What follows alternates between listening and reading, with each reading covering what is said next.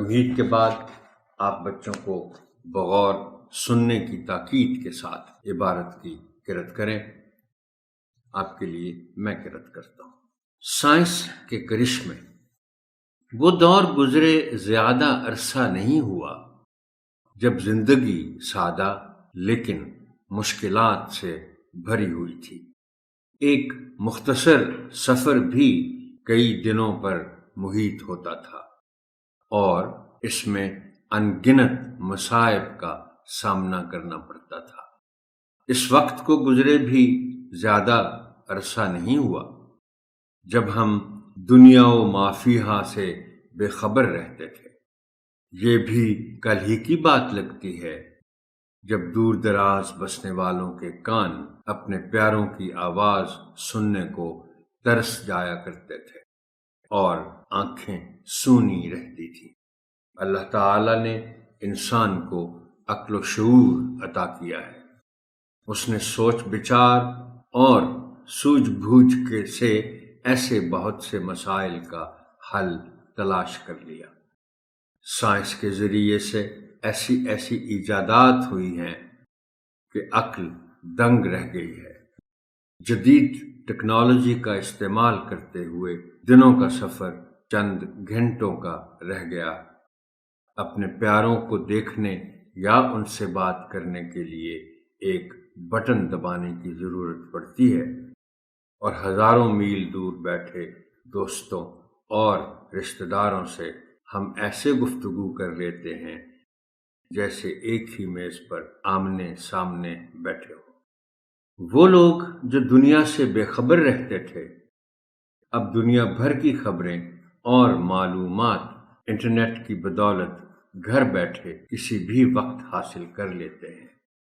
طلباء کو علم کی پیاس بجھانے کے لیے دور دراز کے سفر کی ضرورت نہیں، کیونکہ اب آن لائن ایجوکیشن سسٹم سے گھر پر درس و تدریس کی سہولیات میسر آ گئی ہیں۔ خط کتابت اور دفتری امور وغیرہ کے لیے ای میل کی سہولت موجود ہے۔ دنیا بھر کی معلومات پل بھر میں مل جاتی ہیں۔ بہت سے باصلاحیت لوگ انٹرنیٹ کو وسیلہ روزگار بنا چکے ہیں۔ ہر لمحہ گزرنے کے ساتھ ٹیکنالوجی انسان کی ضرورت بنتی جا رہی ہے۔ کمپیوٹر اور انٹرنیٹ کی اس دنیا کو انفارمیشن ٹیکنالوجی کا نام دیا گیا ہے۔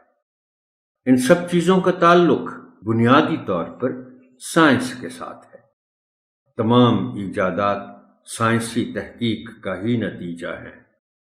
اپنی روزمرہ زندگی پر ہی نظر دوڑائیں تو عقل دنگ رہ جاتی ہے۔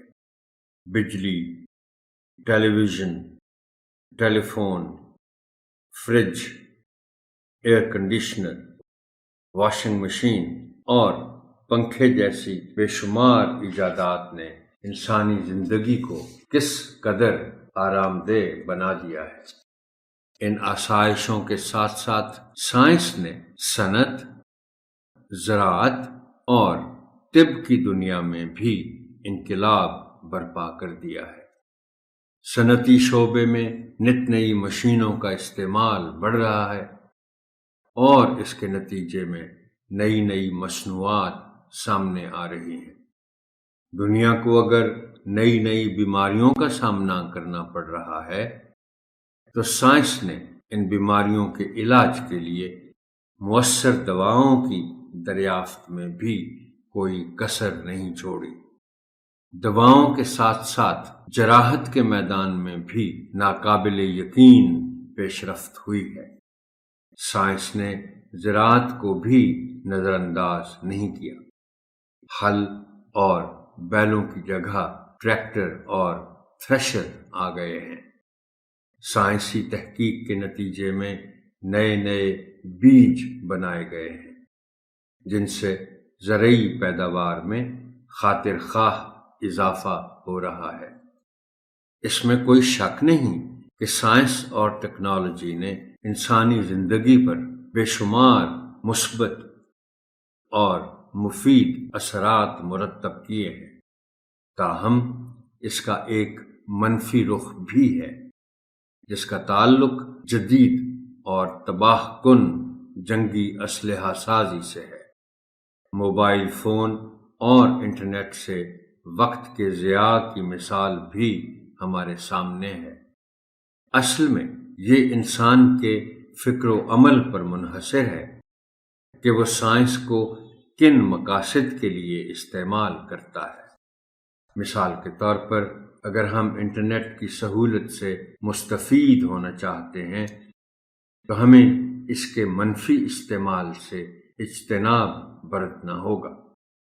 ہمیں بحیثیت قوم یہ بھی سوچنا ہوگا کہ ہم سائنسی تحقیق و ترقی کی دوڑ میں کہاں کھڑے ہیں۔